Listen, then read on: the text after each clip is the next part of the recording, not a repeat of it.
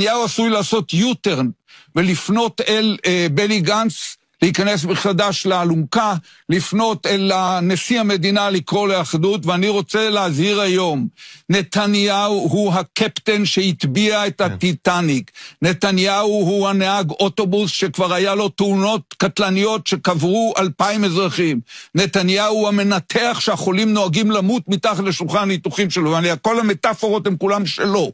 כן. אסור לנתניהו להציל אותו. אני רוצה להזהיר את גנץ לא להיכנס עוד פעם מתחת לאלונקה, אני רוצה להזהיר את הטרופרים והאלבשנים לא לקרוא לנו לפשרות רקובות. את נתניהו אחרי השפל שהוא הולך אליו את מדינת ישראל על סף התהום, זה איש שמפקיר, הוא מפקיר את החטופים בשביל המשיחיים, הוא מפקיר את המילואימניקים בשביל המשתמטים, הוא מופקר בכל ההתנהגות שלו, את נתניהו צריך להפיל ולא להפיל. מר ברק.